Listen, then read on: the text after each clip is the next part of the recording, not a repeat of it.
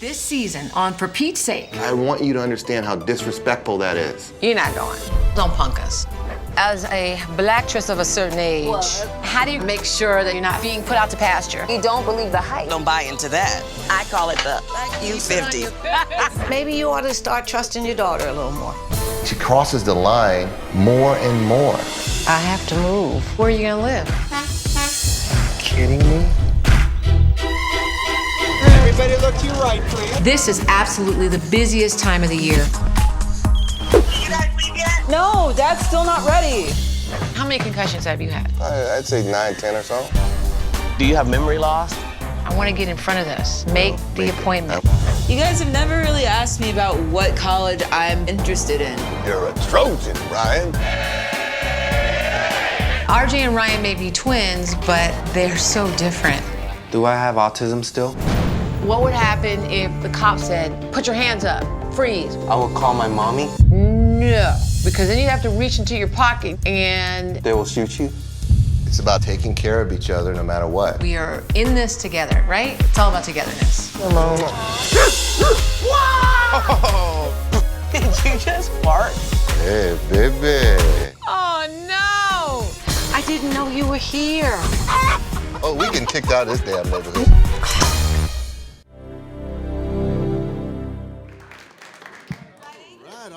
All right, happy Friday, and what a way to almost cap it off. Yeah, this is the cap off for us. I mean, and Yeah, then we've you guys been are here all off week. back to LA, right? Back to LA. I have seen the first episode, and it is hilarious. It's so sweet. Oh, thanks. I mean, how do you guys decide what moments are film worthy? She decides everything. No, that's not. Rodney, I don't buy it. I met you That's not backstage. true. I don't buy it. Get a They were choice. giving each other grief. I don't get a say. I don't get a choice. That's not true. Just That's get up in the morning, and you're like, what do I do? Where do I go? Yeah, You 30 know- people in the house. That's all I see when I wake up. We were approached over the last 10 years to do a family reality show. And I used to love the show Run's House. You guys remember that show? Oh, yeah. I loved that show, and I thought, Run's House maybe meets Blackish, the ABC show. That would be kind of like what For Pete's Sake would be. And we went out, we pitched it, and we felt like we had the right home in the OWN network. I enjoy my ratchet reality, right? I do. But I wanted to do a positive reality show. I mean, there's a concept. And I thought it would be good for us. And we have a lot of things. We have a platform and things we want to connect on. So here we are. For Pete's Sake, we'll be on tomorrow night. And by ratchet reality, I feel you. Yeah. I love those shows. Yeah. But you don't walk away from them feeling good. Well, there's room for other types Yeah. of reality shows, just like you have genres of sitcoms and drama. I mean, there's so many ways you can go with this. So again, how do you guys, like, for example, in the first episode, there's, can I? No, Yeah, talk go about it, ahead. right? There's a plot line involving their daughter going against their wishes and getting tickets to Lollapalooza. Right. So Rodney was really happy and supportive of this. Yeah. He was like, honey, please go, please. Yeah, and then to let you in on even more of the secret, she got the ticket to go from my mother-in-law, kind of behind our back a little bit. So yeah, so that was an issue. She's 18, and and as 18-year-old girls go, the dads don't know anything about anything anymore. Of course. It kind of becomes a sense of contention with Holly and myself, and so and plus the mother-in-law butting her way in, Right. Kind of makes it even worse. Well, plus we didn't know anything about really about these types of festivals, right? So like I did. Oh, really? Because when they were naming Bonnaroo and Burning Man and all that, you thought those were drugs. You didn't even know those were. You didn't even know those were festivals. That's true. You're right. Okay, see. All I knew was a festival. She was out there with some young adults in Chicago, wild and crazy, and she was 18 and my daughter, so that's all I needed to know. Yeah. Well, at some point you got to let her go, right? You have to let her go and let her be independent. Show her that we trust her. So that's the thing that I think is interesting. Yeah, and you'll see what happens whether she goes or not. And I love that your show, I mean, first of all, let me just say that Rodney has ruined birthdays and weddings, I think, for most men at this point. You proposed to her on TV. I did. I mean, did. please. She was doing a show called Hanging with Mr. Cooper way back in the day. Yep, after 21 Jump Street. And you know, I wanted to make it memorable. I wanted to make I think you did. I wanted something that we could play over and over and over again. I think you achieved it. We've been married 20 years, coming up on 21 in June, so we still play it. So whenever I'm in the doghouse, we whip out that video of me proposing, and it makes everything all better. And your reaction was priceless because you had no idea, right? No, so I was doing Cooper, and the scene was Reggie Miller, basketball player who's now retired, was in the show. So Mark Cooper, and I'm supposed to be going on a blind date with Reggie, and Rodney was supposed to be in Dallas. He was playing for the Cowboys at the time, and he did this whole orchestration. He flew in, he hid backstage, and they did this mystery date moment where they were like, "Okay, Holly, we need to do it again." And I was like, "Oh, okay, right, diva, right?" Oh, right. So I go downstairs and I open the door. Instead of Reggie, it's Rodney in this white Armani suit, looking like Mr. Rourke from Fantasy Island. Y'all too young for that, I know. But anyway, he was in this white, and he just was amazing, and he proposed to me in front of the live audience with 4 cameras rolling. It was a really great moment. And this morning we were on The View, and Raven Simone, who was my castmate on the show, was telling the story about she's never forgotten that moment, because I think she was 10 years old, and she was like, "Wow, that was an amazing moment." So you did all right, honey. You did all right. Yeah, I'll keep you for another few years. Because your reaction was priceless. You literally were like, I couldn't listen. I had this Pepto-Bismol pink dress on, these matching shoes and purse. It was 90s hair up to here, and I couldn't move. I was really blown away. So, but you did say yes, so that was good. No, I said no. Yeah. No, I said yes. And then they had to resounding yes. Yeah, I did. I screamed it, as a matter of fact. But your show deals with that, and it also deals with your son's autism, which I think is such a compelling and personal thing to share. So what made you guys want to share it on TV? Well, we've always shared his diagnosis, or at least after the first few years of processing it, because we both really didn't want our kid to be the poster child for autism, but we also knew that when we got the diagnosis, no celebrities or no one with a platform was really talking about it. And we knew at that point, had we been able to look up and see someone having a conversation about autism, that would have given us a lot of hope at that time, because it was a hopeless time. So we decided as a family we were going to advocate for families impacted by autism. In the end, though, now he's a teenager. He's a young African-American man trying to find his way in life. And we all thought it would be interesting to see, follow that journey. And I've never seen that storyline on a reality project before. And it's fascinating, too, because you guys don't pander to him or treat him any differently. I mean, you're as tough on him as you are on the other kids. Yeah, we are. Obviously, he processes things differently, so we have to be different with all 4 of them, But, it's Team RJ. We're in it for him. And you're right. And what you see is what you get. He's real. He's not going to fake anything. And he's amazing, because early on, after the diagnosis, we were told that he would never do about 15 things. He would never look you in the eye. He would never go to school. He would never speak. He would never, play team sports. He would never do a bunch of these things.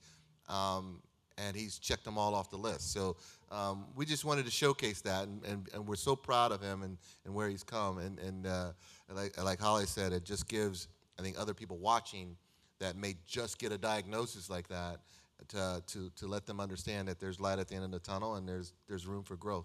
No, you guys, are amazing for doing that. It really, truly, I told you about my Autism Speaks connection, and I know that it's always wonderful from talking to those guys when you can see people who are dealing with things in a very positive and hopeful way. Sometimes you just need to know someone else is going through it. And you can relate. And then, of course, there are your sexy time issues. Oh, well. Come on, Rodney, let's talk about that. When you have 4 kids, you don't, your little moments of spontaneity disappear, right? Huh? What? What? Go ahead, What did you babe. say? Go ahead. You heard sex. You perked up, didn't you? Yeah, oh, he instantly perked up. Oh, shoot. My boy's deep. Right, you got all deep. Sex, You went yeah. very white on us. Rodney just turned 50 yesterday, guys. so- Happy birthday! Happy birthday, Rodney. Thank you very much. Thank you. Speaking of sex. Have I Easy, overshared? honey. Have I overshared? Yeah, no. So that's a storyline. How do we keep it Fresh. right? I mean, 'cause 20 years in, you gotta. I mean, and how do Change it you up. with 4 kids? 4 'Cause kids that's- coming in, Well, you gotta get out of the unlocking house. doors. You gotta know. get out of the house. We have dogs as well that know how to open doors. Yeah, so we have a definitely. dog who physically can open a doorknob. I'm What? serious. Yeah. So there's no we have no us time. So we go to hotels. We get away, and then one time we got in the minivan. We were driving, and so anyway, yeah. So this is where my question about the guest house comes in. 'Cause Right. That is a plot point in the Right, episode. right. So does the guest house become your Playboy mansion, so to speak?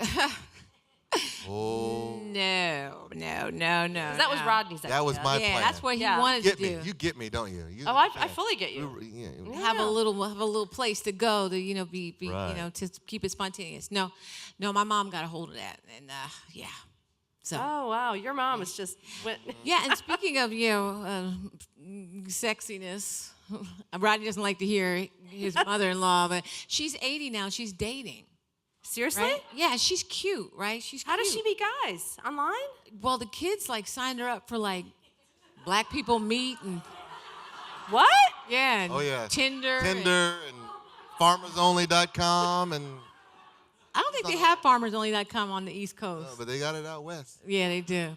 Anyway, yeah, so they pimping their grandmas. It's crazy. This is amazing. Yeah. Grandma is going on dates. Oh, Grandma's yeah. going on dates. Grandma's getting tattoos. Grandma's, Yeah, she's embracing life. And the You can't tattoos slow are her not down. little subtle tattoos like on her shoulder. No, No, she no, got no, no. Gramp stamps back Yes. here. Yeah. Exactly. You need to trademark that, the Graham No, stamp. yeah. Well, she Seriously. No, I love your mom. I mean, She's awesome. She's awesome, but she's a lot. She's a lot, So, Rodney has his hands full with her. Yeah. But you guys, I mean, a lot pretty much sums up your life. Yeah. 2 careers, all the charity work, the kids, the dog that can open doors, the Gramp stamp. Right. How do you, and plus now the filming, how does Right. that all fit in together? Well, the filming is over right now, Okay. right? So it's all in the can, and the episodes are done. So we'll see if we get another season. Hopefully we will. Because in the beginning, it was a little, uncomfortable and weird, just because you got 35 people in your house and documenting what you're doing. But then you get used to it, and then the cameras kind of disappear. And that's always scary, because then, the real you comes out. As a mom, a lot of people think that I might be a kind of, sweet, oh, come here, little buddy, use your words. I'm not that mother.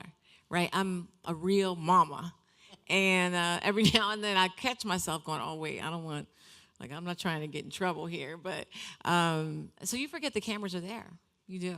What moments have you seen where you're like, oh God, I can't believe I do this, or I can't believe I sound like that? When I'm asking Rodney to do things, I see you hear your sound of your voice, and you're like, "Dang, I sound kind of naggy." Not as nice to me as you should be. Yeah, when I'm not as sweet. I think in my head I'm asking him very sweetly, but when I hear it on camera or see it on camera, I'm like, wow, that was a little pushy. So you do hear that little thing that gets to them. Did she just say she was a little pushy? She did. And we're filming this, right? No, this is filmed.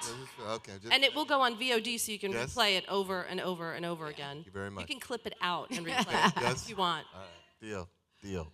Sorry, I'm Holly. not sorry, all good. yeah, sorry. I've accepted. I know who I am. I know who I am on the show, and if I didn't before, now I do. And Rodney, what surprised you the most about yourself? He's like, that I'm perfect. No, I'm not perfect, and I'm close, but I'm not. But I think as Holly said, sometimes you don't realize how strong or stern you're being, and I think she tells me from time to time I'm a little too tough on the kids, or too hard on them, or I expect too much out of them, or I just got to go with the flow a little bit more. I'm a schedule guy. I like things in order. I like the kids to do what they're supposed to do when they're supposed to do them. And I think I come across sometimes a little bit as tough dad. And so that's kind of something I've been able to look at myself and go, okay, I got to dial it back a little bit and just be a little bit more relaxed when it comes to the kids. Yeah. One thing that I've noticed from the show that I love is that you guys really teach your kids a work ethic. And that's something you don't see a lot. I mean, you guys are, you live a certain lifestyle. It's very easy for kids to do nothing. Right. So was that always a part of your kind of parenting style? I think kids do what you do. They do what they see you doing. You could tell them all day long, don't do this, don't do that. But they do what you do, not what you say. And so I think if they see Rodney and I working hard, and we have a hard work ethic, and we get up in the morning, and we get up early, and we work out, or we do this, and then they see that, and that's what they mimic and emulate. It's not what you tell them to do. So if they see you, eating poorly, eating badly, or whatever, they're going to do that too. And so I think by example, we try to do that. We don't always succeed, but we do our best as parents.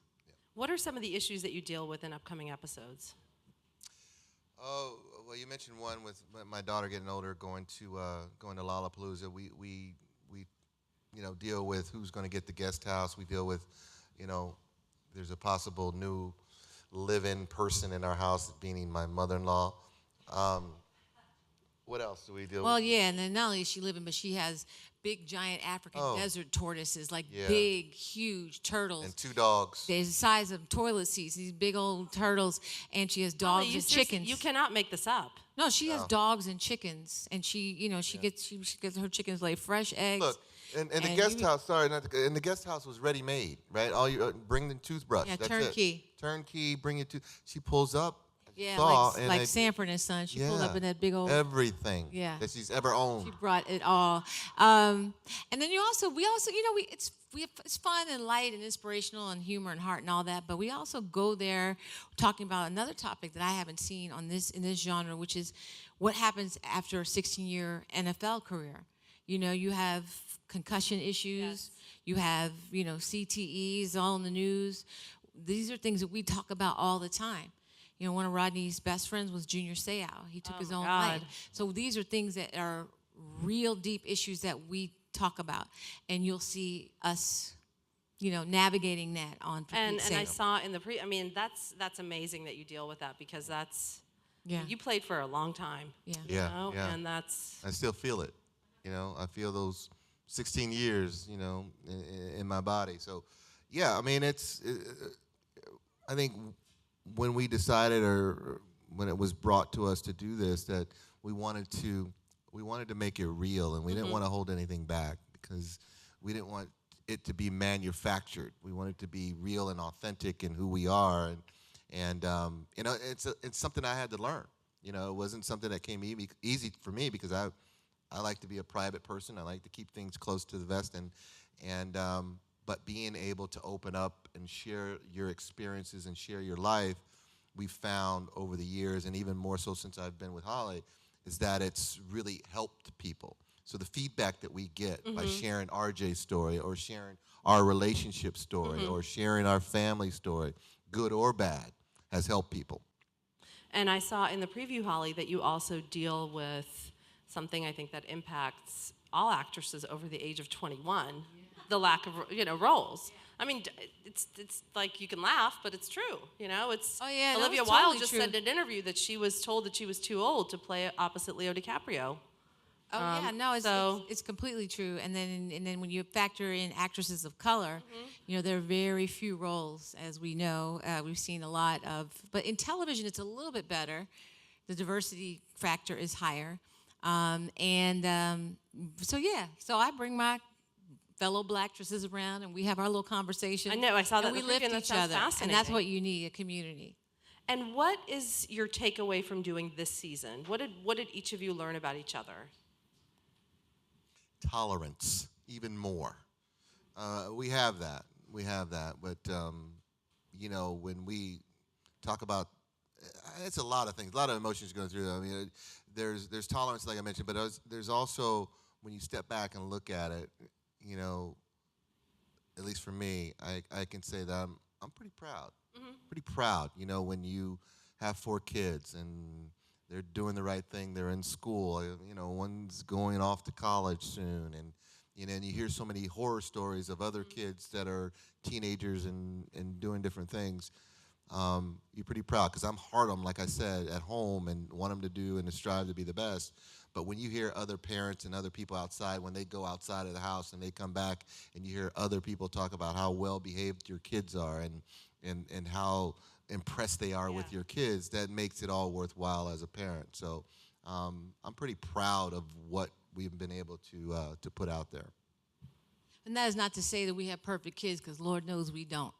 Okay, nobody does. But I agree with Rodney that they have impressed me in this endeavor, and it's not easy, you know. And we sat down and we had a big family conversation about what they'd be able to offer. Now, kids today are different. They know about branding and stuff. Like when I was 8 years old, 9 years old, I didn't know what no brand was. I just thought, you know, Nestle was a brand, or, you know. DoorDash. But, yeah, DoorDash, right. Everybody has a brand and a platform, and they know that. Right? So they use their platform. So they looked at this opportunity to further advance and highlight the things they want to do in their lives. You know, whether it's a book, whether we co-wrote a book on autism, whatever it is. And so it's a different world. You know, it's the Snapchat world, and we're just trying to keep up. And I tell you what, it is both impressive that your kids are aware and terrifying. You know, that they're so smart. It is. It is. It's cool. It's cool. It's great to see. It's terrible when your kids say, "Don't like my posts, please, Dad." Yeah. Yeah. Please don't friend me. Don't comment on. Don't claim me. Yeah. Yes. Do you guys actually like go on their Instagrams and comment? Oh yeah. Well, I don't don't comment. I don't comment, but I go on their Instagram. Oh yeah, Absolutely. we're helicopter parents when it yeah. comes to the social media thing. Oh yeah. Oh, as long as I'm we paying hover. that bill, I'm looking. We hover. We hover. I love it. And we have time for a few audience questions before this fabulous couple gets on a plane. Hi. Hi. Sorry. Oh, sorry. Thank you for coming. I wanted to know, for one, I can relate to your mother-in-law thing because my grandmother just got remarried and she's almost 80. So. Ooh. Wow. I know. The second thing I wanted to ask you is, what if family issues did you want to keep off of camera? That's a good question. I'm trying to think. I mean, we only did 8 episodes, and we wanted to see how it unfolded organically. You know, I don't think we. I think it's the reason why the timing was right for us, because we weren't going, okay, we can't talk about this, can't talk about that, can't talk about that. It was really open, and we were ready to open up about any issue that came up, whether it be current issue or issue that we had in our relationship. We're first to admit that we've been together for 22 years, but it hasn't always been perfect. Yeah. You know, and even with the kids or anything like that. So I don't think there's anything. Well, and then one thing I will say on the opposite that we spoke to that I really feel very strongly about sharing is, you know, what happens to this young man who's an African-American boy interfacing with the police in the neighborhood with autism? Like socially, he doesn't process cues the same way. So you'll see in the show where we drill him, like, okay, so the cops pull up, and then what happens? You know, then what do you do? No, you don't try to reach in the pocket to call mommy, because we're not trying to have you trending somewhere, right? So there are all these real life issues that we deal with, and I think that's very helpful. Hello. Hi. Thank you guys for coming in. Thank you. So in today's society, sometimes finding time as a family to come together almost seems impossible, especially with technology and everything. Do you guys have a particular activity as a family you guys like to do together when you guys have that family downtime? It's interesting that you may ask. Yes, super simple. It's not like rocket science, but we play this game called Table Topics, and it's kind of like a round table, right? It's like a round table thing. It's just really benign questions like, you know, what's the... Would you like to meet? Right, in the past, living or dead. Who else? And we make them put their phones down. Yeah, I saw that. We that collect you have a no phone rule. They got to go through a metal detector. Right, but that sparks other conversations and dialogue and... And connections, yeah. So Table Topics is one of the things that we do. Hey guys, I Hi. absolutely love the family dynamic. What I found fascinating when watching the clip was the topic of concussions. it's a very serious subject. I know it's now getting a lot of attention and deservingly so. How would you guys feel if your sons and daughter decided to get involved athletically in some high-impact sport? Would you support that, or would you give them a kind of a warning ahead of time? Well, certainly give them a warning. That's a very good question. Obviously, it is, like you said, in the news lately, as one of the high-ranking NFL officials came out and said there's a connection between concussions and football and CTE.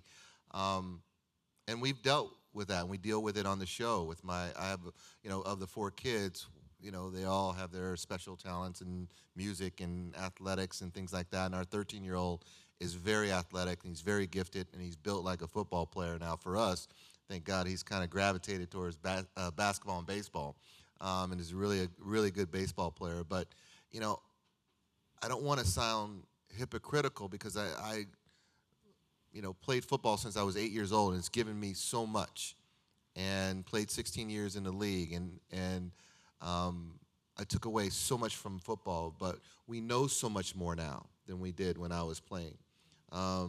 So having him come to me saying, I want to play football, that's a difficult choice for me, being a football player, because I don't want to take away his passion. I don't want to take away a dream he may have, and if he's truly gifted at it, I want to support that, and I would support that.